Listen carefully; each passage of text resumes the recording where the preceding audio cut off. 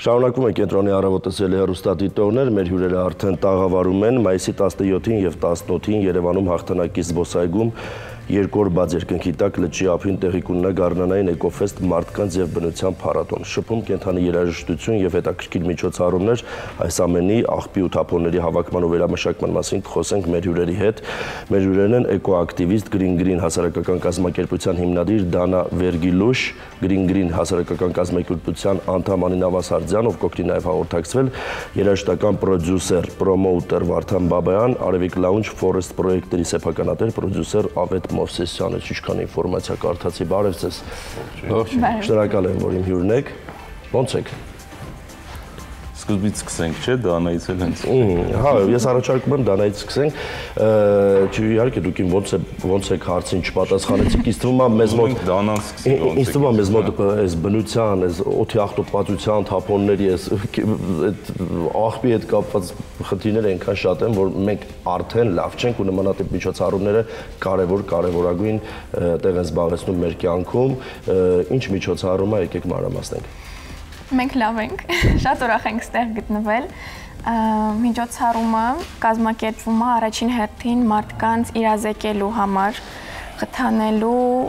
ավելի պատասխանատու վերաբերմունքը բնությանը ու շրջակա միջավայրին, ինչն էլ արդեն դուք ասեցիք, կազդի, որ մեր շուրջը ամեն ինչ լավ լինի ու մենք մեզ ավելի լավ կզգանք։ Դանան որտեղից է եկել եւ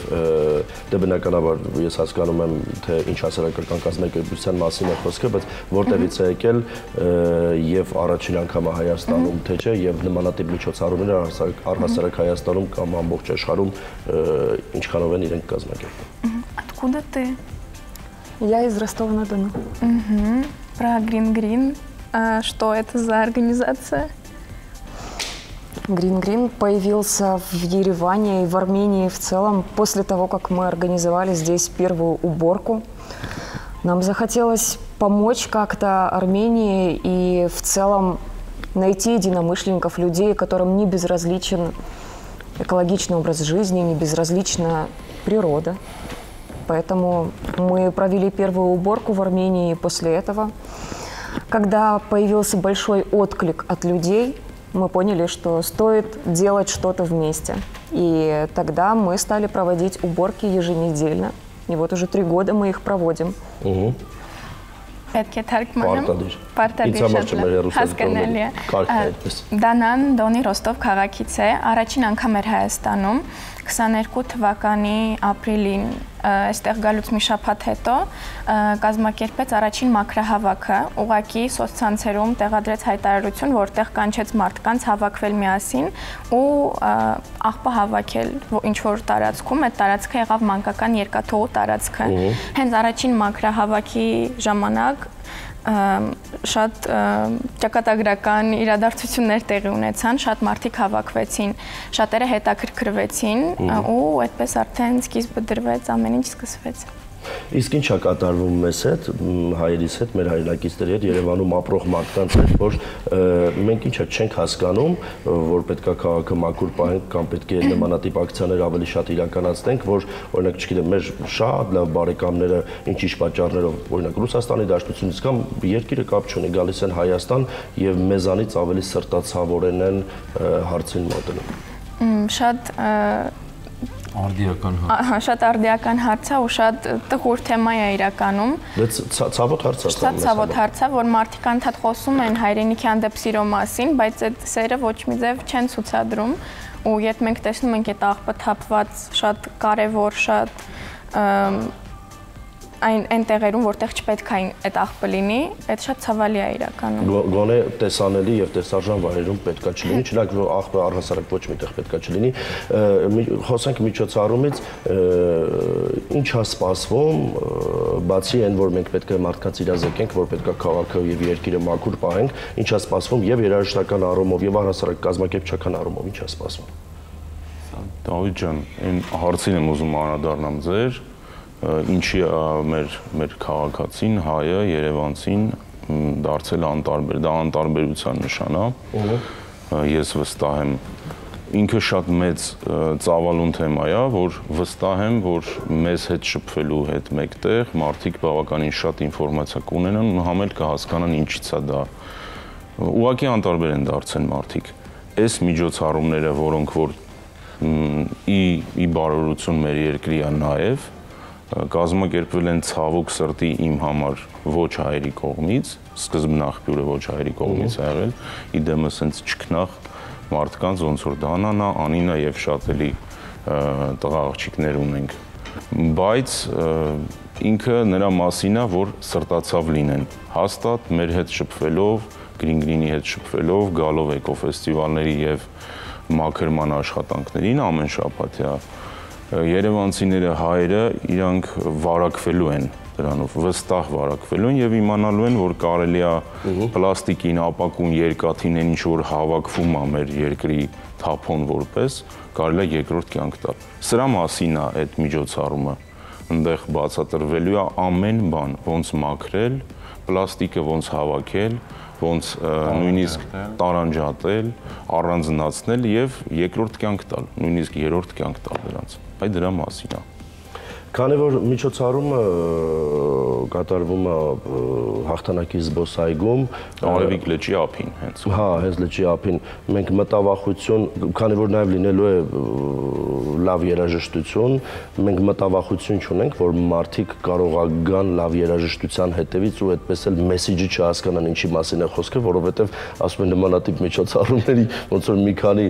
անգամ ես մասնակից եմ եղել ու ինչ որ մի պայծ հասկանում եմ, որ մարդիկ այդ ամեն ինչը սարքում են զվարճանքի ինչ որ վայր ու այդպես էլ մեսեջը տեղ չի հասնում։ Ինչ անենք, որ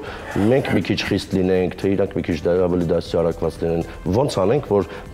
համակարգը աշխատի եւ հասնի նպատակակետին։ Դրա համար միջոցառումը ամբողջովին երաժշտության մասին չի, հակառակը երաժշտությունը մի փոքրիկ մասա պլագին է լինելու ու երկրորդ օրն է լինելու 18-ի օրվա երկրորդ մասում է լինելու, որը որպես sense ամփոփման պես ինչ որ մի բան, այն մարդիկ ովքեր որ աշխատել են ում այդ հետաքրքիր է, ովքեր նաև երաժշտություն են սիրում, հատուկ դրա համար կգան կմիան այդ ամեն ինչին։ Այսինքն հիմնական միջոցառումը հենց այդ թեմային է նվիրված, մենք էլ փորձել ենք մեր կողմից միանալ, ինչ որ ձև մեր աջակցությունը ցուցաբերել այս ամեն ինչին։ Դա համար երաժշտական մասը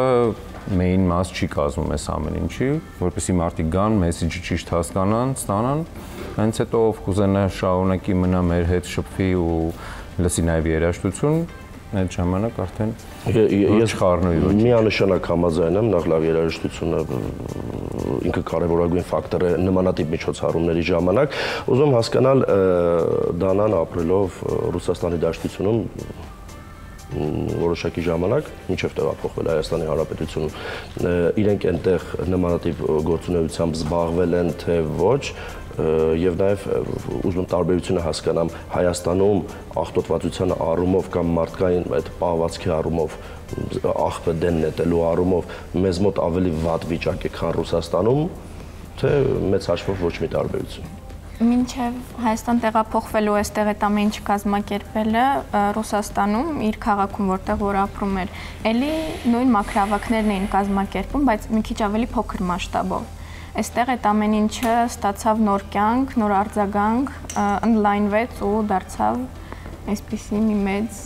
կազմակերպություն։ Մենք ինչ արդյունքներ ենք հասել։ Բավականին մեծ արդյունքների ենք հասել իրականում, անցկացվել է 126 ակցիա աղբի հավաքման։ Հավաքվել է 147 տոննայից ավել աղբ, ինչը մոտավորապես հավասար է 5 սապատավոր կետերի քաշին։ Հավաքել ենք 47 տոննա երկրորդային թափոններ, այսինքն այն ինչ որ գնում է վերամշակման։ Մեր ակցիաներին մասնակցել են 6500-ից ավել կամավորներ, իսկ մեր էկոկենտրոնը այցելել են երևի 12000 հյուրեր, այցելուներ ու անցկացվել են նաև մոտավորապես 50 մանկական էկոդասեր ու էքսկուրսիաներ։ Հայերի մասնակցությունը, մեր հայրենակիցների այստեղ ապրող մեր հայերի մասնակցությունը ինչքանով է ակտիվ։ Բավականին ակտիվ է, նամանավանդ վերջին ժամանակում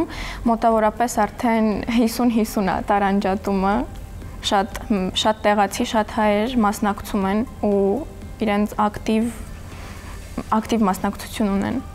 Եկանք ավելի ծանր թեմաների կամած, ծանրացնում ենք թեմաները։ Ինձ հետաքրքիր է պետությունը նմանատիպ միջոցառումներին ինչքանով է աջակցում, ինչքանով է նմանատիպ հասարակական կազմակերպությունների կողքին, որովհետև վերջո մենք հիմա իրականացնում ենք մի գործառույթ, որը որ ամենաառաջինը պետության գործառույթն է։ Քաղաքը մաքուր պահել, երկիրը մաքուր պահել, օրենքը ստիպել, որ բոլորը հարգեն, որովհետև օրենքով արգելված առհասարակ աղբեդեն նետել քաղաքի կենտրոնում կամ չգիտեմ առհասարակ էկոլոգիապես մաքուր տարածքներում։ Պետությունը սրան ոնց է վերաբերվում, բացի այն որ թույլտվություն է տալիս, օրինակ չգիտեմ հաղթանակի զբոսայգում նմանատիպ միջոցառում անցկացնել։ Մանրամասնություններից տեղյակ չեմ, ինչ արձագանք կա այս ամեն ինչի հետ կապ։ Դավիթ ջան, պետություն հասկացողություն ինքը մեծ բան է։ Կարծում եմ կհամաձայնեք իմ հետ, այստեղ ուղղակի անհատների մասին է խոսքը, անհատ ղեկավարների տարբեր ինստանցիաներում։ Չէ, բայց մենք այստեղ ես պետք է ասեմ մի րոպե։ Երևանը ունի քաղաքապետարան։ Այո։ Հիմա անհատների մակարդակը եւ քաղաքապետարանի գործառույթը իրենք տարբեր բաներ են։ Իհարկե փոխքաղաքապետը կարող է շատ մտահոգված լինել, բայց քաղաքապետարանի հեչ պետք է չլինի թե քաղաքը մաքուր է, թե կեղտոտ։ Դրա համար ուզում հասկանամ պետական մակարդակով որևիցե աջակցություն կա։ Սկզբից չի եղել, բայց հիմա բավականին մոտ են մեզ կենտրոնի թաղապետը, բավականին մոտ են մեզ բոլոր առումներով իրենց հոգեվիճակով, իրանց զգայարաններով եւ գործելակերպով եւ կարող եմ հպարտությամբ ասել, որ Դանան, Անին, Սերգեյը, Վանյան եւ շատ էլի տղա աղջիկներ իրանք կարողացել են վարակել նաեւ մեր պետական պաշտոնյաներին բնապահպանական գործով, այնպես որ դա բավականին լուրջ գործ է մեր համար ու ես դրանով շատ հպարտանում եմ։ Ինձ հետաքրքիր է, բայց խնդրում եմ մեր հյուրին դուք չպատասխանեք։ Բայց ես մի բան ուզում եմ ավելացնեմ այս թեմային։ Այս ամենից զատ կարծում եմ դա յուրաքանչյուրիս խնդիրն է։ Եթե մենք չախտոտենք, այդ խնդիրը չի բարձրանա, այսինքն ինքնագիտակցության խնդիր ունենք, որ մարդիկ հասկանան, որ մենք ապրում ենք այս բնության մեջ, այս քաղաքում։ Բնական է, քաղաքապետարանի հարցել կար առաջանալ, նույն քաղաքապետի հարցել առաջանալ, բայց սկզբնաղբյուրը մենք ինքներս ենք, մեր մեջ պետք է գտնենք այդ խնդիրը։ Տնից է այդ ամեն ինչը սկսվում։ Եթե տանդ մեջ դու աղտոտում ես դու։ Եթե պատանից ես սկսում, հա, օրինակ ես շատ եմ նմանատիպ օրինակներ, դե մեքենայից դուրս նետելու այդ տարբեր տեսակի, չգիտեմ, այդ խմիչքների կամ սիգարետ եւ այլն, դե դրա մասին մենք բոլորս իհարկե քաջ տեղյակ ենք, ամեն օրվա ռեժիմով մենք դա տեսնում ենք, բայց զարմանալին է, որ մենք կարող ենք տեսնել, թե ինչպես են, չգիտեմ, 9-րդ հարկի բնակիչը կուտակված աղբն նետում դուրս, չգիտեմ, իր ներքևի հարևանի մեքենայի վրա կամ ինքը տեսնում է, չգիտեմ, այնտեղ տարաներ են դրած, աղբի տարաներ են դրած, որոշում են հերվից նետել, դե իհարկե նետում են, ընկնում է կողքի ֆուտբոլի դաշտը, այսինքն նմանատիպ լուրջ խնդիրներ են առաջանում։ Ինձ հետաքրքիր է Դանան ինչ կասի, Ռուսաստանում ավելի մաքուր է վիճակը, քան Հայաստանում, օրինակ չգիտեմ, Ռոստով ավելի մաքուր քաղաք է, քան Երևանը, եւ Երևանը առհասարակ մաքուր քաղաք է, թե չէ։ Вопрос тебе про различия между Ереваном и Ростовом, где ты жила, где чище. Сложно сказать, мусор есть абсолютно везде, и мне не хочется выделять какие-то определенные места, что они наиболее замусорены. То есть, как я и говорила, я считаю, что у природы нет границ, и она абсолютно везде заслуживает быть не заваленной мусором. Ինչ-որ այդպիսի տարբերություն չի դրվում քաղաքների միջև, աղբը կա ամենուր ու Դանան միշտ ասում է, որ բնությունը չունի սահմաններ ու մենք պետք է աշխատենք, պահպանենք մաքրությունը այնտեղ, որտեղ որ մենք ենք։ Կապ չունի դա մեր հարազատ քաղաքն է, թե ինչ որտեղ որտեղ նոր ենք եկել։ Ինձ հետաքրքիր է առհասարակ ոչ միայն ձեր կողմից, առհասարակ մենք նման ինֆորմացիա ունենք, որ օրինակ չգիտեմ, երկաթուղային այգին, մանկական երկաթուղին մաքրվում է լավ մարդկանց շնորհիվ եւ մեկ ամիս հետո խնդիրը նույնն է, նորից աղտոտվում է։ մենք ունենք նմանատիպ ծրագիր կամ նմանատիպ առաջարկ Երևան քաղաքի օրինակ քաղաքապետարանի, որ եկեք տեսախցիկներ տեղադրենք կամ չգիտեմ օրենքը մի քիչ ավելի խստացնենք, վերջը այստեղ ասենք, չգիտեմ 5000 հոգի մարդ ամբողջ մանկական երկաթուղին մաքրել է եւ 1 ամիս կամ 2-3 ամիս հետո նույն վատ տեսարանը լավ ինչքան կարող ենք մենք ամեն տարածքը ինչքան անգամ կարող ենք մաքրել, ոնց անենք, որ այս հարցը լուծվի, որովհետեւ վերջը մաքրելը դա կարևորագույն խնդիր է, բայց հարցի լուծում չի մաքրելը, ժամանակավոր հարցի լուծում, այսինքն եթե մարդը անդասյարակ է կամ մարդը տգետ է, ինքը նորից էլի նույն գործելավոճով ինքը վարվելու է եւ երբ որ Երևան քաղաքում քամի լինի, մենք տեսնելու ենք, որ ինչ ասես օտում կա, սկսած նաեւ մարդկանցից։ Լավ, ինչ անել, որ այս հարցը լուծվի, որովհետեւ իրականում բավականին օդի աղտոտվածության առումով եւ կեղտի առումով բավականին լուրջ խնդիրներ ունեն Երևան քաղաքում։ Пусть Дана ответит, давайте переведем. Да так, Малек. Насчет того, что, например, люди убрались в каком-то месте, на той же детской железной дороге, и спустя какое-то время там опять появляется мусор. Как с этим бороться? Есть ли какие-то предложения мэрии? Может разместить какие-то камеры как-то над этим, чтобы был контроль? Потому что уборка – это не спасение, чисто там, где мы. Да, многие говорят эту фразу, что чисто там, где не убирают, а там, где не мусорят. Но на самом деле все эти вопросы мы многократно уже обсуждали с мэрией Еревана. И, естественно, нужен комплексный подход. Есть люди, на которых могут подействовать только кнут, а есть те, кого можно подкупить пряником. Так что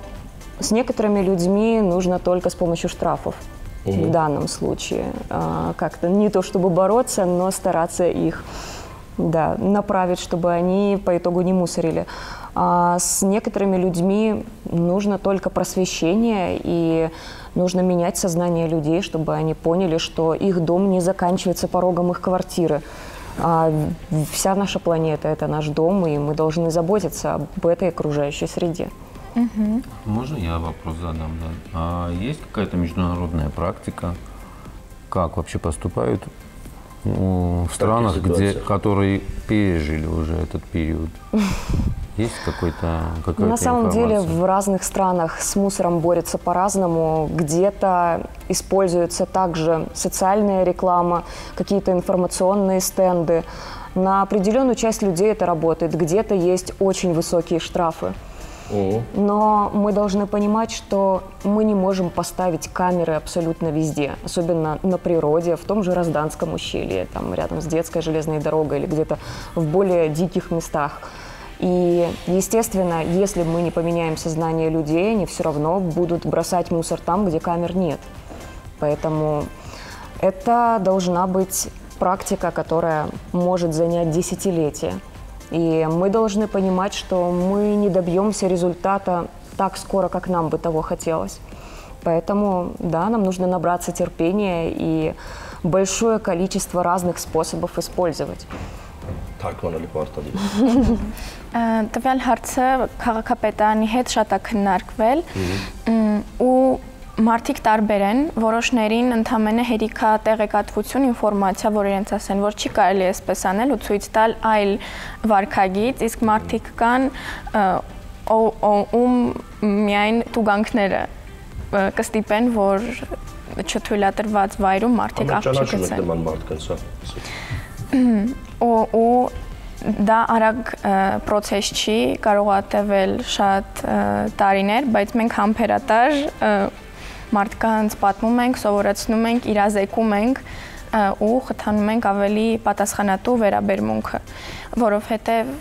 ինչքան էլ այդ նույն տեսախցիկները տեղադրվեն,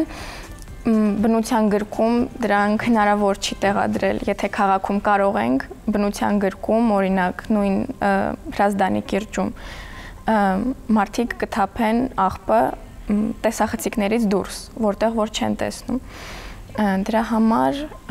պետք է մարդկանց իրազեկել ու սովորեցնել Դրա համար պետք է մարդկանց տուգանել միլիոններով քաղաքը կեղտոտելու համար, որովհետև մենք չենք հասկանում ինչի համար ենք տուգանում, այդ տուգանքը եւ այլն, այսինքն արագությունը այդքան վտանգավոր բան չի, իհարկե շատ վտանգավոր բան է, բայց եկեք ճիշտը խոսենք, կամերան հենց անցնում են գազը սխում։ Հա, ասենք մենք անում ենք մի բան, որ մեր ծիծաղն էլ է գալիս։ Ուզում հասկանալ նմանատիպ միջոցառումներ այս 3 տարվա ընթացքում շատ են արվել, այս միջոցառումը 17-18-ի մասին է, նմանատիպ միջոցառումներ իրազեկման ինչքան հաճախականության եկել։ 3 տարի շարունակ արդեն կազմակերպվում են էկոփառատոններ, արդեն 4-րդն է այս տարի կազմակերպվում, առաջինն է, որ 2 օրով է, ու այդ մի փոքր ավելի նոր է, ավելի դժվար է, բայց ստացվում է։ Շատ լավ եւ քանի որ ժամանակը սուղ է, վերջին հարցը տամ, այս էլ շատ ցավոտ թեմաներից է, իհարկե էլի աղտոտվածության հետ է կապված, ծառահատումներ են տեղի ունենում Երևան քաղաքում, որը որ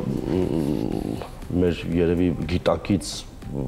հայերի եւ ոչ միայն հայերի գիտակից մարդկանց, Երևանում ապրող գիտակից մարդկանց ամենացավոտ կողմերից է, որովհետեւ երբ որ ծառ կա, ոնց որ ես չեմ ասում էլ, մեր այն հեռուստադիտողներին, որ ծառ կա, այդ փոշին տերևների վրա է մնում եւ այլն, այնտեղ արևի շողեր, բավականին լուրջ խնդիրներ է լուծում ծառը, ինքը շատ կարեւոր է, կենսական նշանակություն ունի։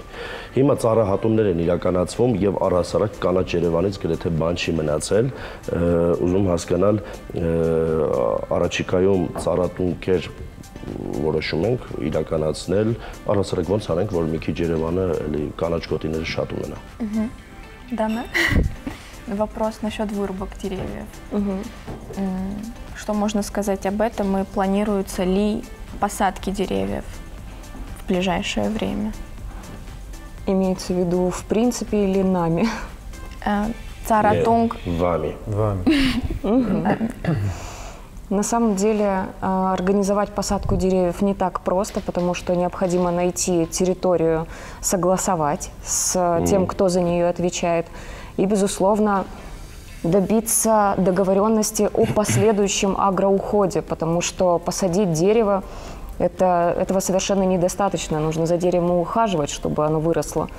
Поэтому мы открыты к сотрудничеству, и у нас есть в целом уже определенные партнеры, которые на профессиональной основе занимаются, на постоянной основе профессионально занимаются посадками деревьев. И мы, естественно, будем также участвовать в таких акциях. Нашим волонтерам это очень интересно.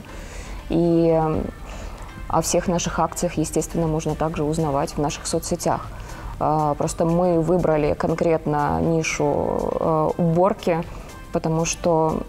это наиболее сейчас актуально, и нам хотелось бы вот именно работать с сознанием людей в этом направлении.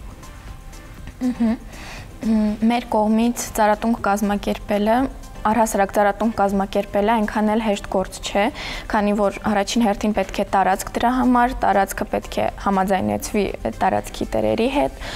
ու հարցը միայն ծառը տնկելը չի, այլև հետագայում այդ տնկած ծառի խնամքն է, ինչը շատ կարևոր է ու էլի մեծ հարց է։ Մենք ունենք գործընկերներ, ովքեր զբաղվում են ծառատունկով պրոֆեսիոնալ մակարդակով, ու ինչ որ ծառատունկեր երբ որ լինում են, մենք սիրով մասնակցում ենք, մենք ու մեր կամավորները այդպիսի ակցիաների մասնակցում ենք, եթե լինեն ծառատունկեր մեր կողմից, մենք անպայման մեր սոցկայքերում դրա մասին կպատմենք։ Ես ձեզ շնորհակալ եմ, դուք լավ գործ եք անում, մենք կարելի է ձեզ շնորհակալություն հայտնել եւ իհարկե նաեւ կարելի է մեր հայրենակիցներին տեղեկացնել, որ մայիսի 17-ին եւ 18-ին Երևանում հաղթանակի զբոսայգում 2 օր բաց երկնքի տակ լճի ափին տեղի կունենա Գարնանային էկոֆեստ մարդկանց բնության փառատոն։ Գնանք, մասնակցենք, բոլորին մարդիկ, ովքեր որ ինֆորմացիա չունեն, թող ինֆորմացիայով լցվեն, որովհետև մեզ պետք է գիտակից եւ բանիմաց հասարակություն։ Պետք է որ երեխաներին բերեն։ Այո, երեխաներին բերեն, այո։ Այո, շատ կարևոր է, որ այն սխալները, որ չգիտեմ, մեր սերունդը կամ մեր ծնողների սերունդը գործել են, մեր երեխաների սերունդը չգործեն, որովհետև առանց այդ կլիմայական մեծ փոփոխություններ է սպասվում, այնպես որ մենք պետք է գոնե մաքուր պահենք մեր քաղաքը, մեր երկիրը եւ իհարկե բարեկեցիկ կյանք ապահովենք մեր բալիկների համար։ Շնորհակալ եմ, որ դուք կաք եւ նմանատիպ շատ հետաքրքիր ու շատ կարևոր միջոցառում եք իրականացնում։ Դե անպայման կգա։ Մեզ բարի ընթացք։ Կգա անպայման։ Սիրելի հեռուստադիտողներ, գովազդ մեր եթերում եւ իհարկե նաեւ կդիմավորենք մեր հաջորդ հյուրերին, մնացեք մեզ հետ։